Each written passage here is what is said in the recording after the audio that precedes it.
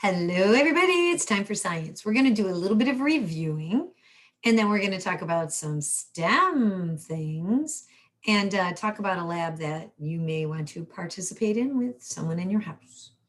So remember, we're in lesson 4, how can matter change, which brings us to dissolving, specifically lesson 5. But really just want to do a review. We shall turn the page. Let's remember, we can change matter by cutting, folding, tearing, or breaking, but it's still going to be the same matter. This is still an orange and an orange peel. It's not different matter. We're changing the properties. We better review those again. Color, size, shape, texture, weight, temperature we can change, and also its buoyancy. Does it sink or does it float? Think about the clay boat. The clay boat floated, that's hard to say, but when we balled up the clay and changed its shape, one of its properties, it sank. So we can change the properties of matter without necessarily changing the matter. Again, properties like characteristics. A mixture is a mix of different kinds of matter. They are still their own individual matter, though, even when they're mixed. Oranges, grapes, pineapple, and strawberry make a delicious fruit salad. It's a mixture, but it's still the separate pieces of fruit. Some of you don't like some of these, maybe. You only pick out the ones that you like. You can do that because it didn't change. It stayed the same, just in pieces mixed with other pieces of other fruits. Ooh, and dissolving. Oh, I was really surprised about flour. I thought flour would dissolve, but based on my cooking experience, then I thought maybe only in warm water. That's something we'll talk about in just a moment. So to dissolve, it's a type of a mixture. Of course, we're mixing it, but it's going to dissolve completely mix a solid into a liquid. Sugar and salt dissolve in water, and that's something to memorize because that's something that will be helpful in your future in science.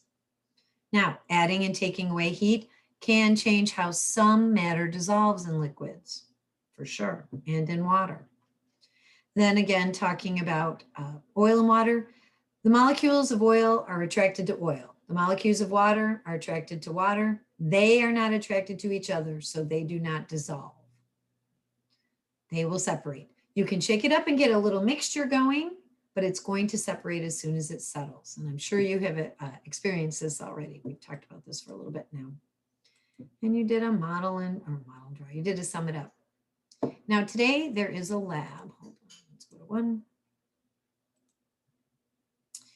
You may or may not do it with this page. You may or may not, your parent may not want to do it today, but at some point I'd like you to experience some of these questions and at least discuss them. It's not graded. I don't have to see it, but I've also sent it with the weekly PDFs, the PDF of the flip chart. So it's up to your parent or the grown-up that you're working with. So of course you'll set your purpose. You'll think about your procedure, the steps that you're going to use. You're going to want to repeat your activity. Of course, record your data in a little data table. Drawing conclusions. At this point, we're saying our conclusions. We're not drawing our observations at this point. We're saying this is what happened and this is what we saw. And then what was the difference between dissolving in warm water and dissolving in cold water? Very interesting.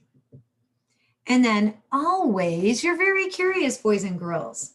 Do you have any other questions about dissolving? Like I was really interested, not with sugar and salt, but that washing soda from the video compared to sugar. That was such a difference. 9 teaspoons of sugar dissolved in the same amount of water that only 2 teaspoons of washing soda dissolved in. And that was it. It would only hold 2. A lot of curiosities. That's great being curious. All right, today I also would like to just talk about STEM, and you are more than free to read this on your own also, but I'm going to have it read. STEM, engineering and technology. High tech, classroom technology. Engineers make technology to meet needs and solve problems. Some things you could not do without technology. Look at the picture. What do these things help you do at school? Clock, computer, scissors, pencils, pencil sharpener, stapler. So please pause and have a discussion about that. How do they help you complete your tasks for school?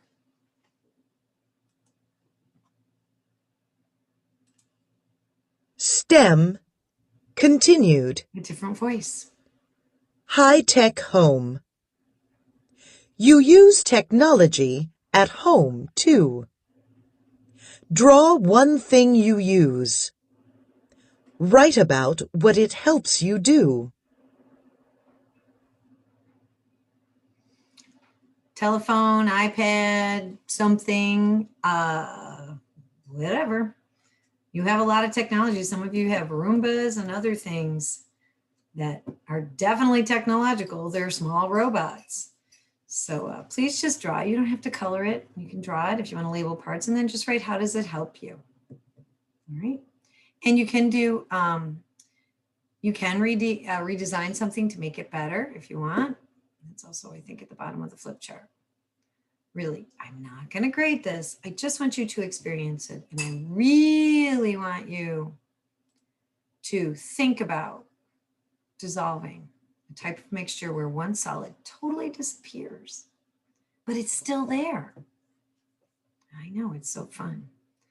All right, everybody. Let's not forget, they started us off with engineers.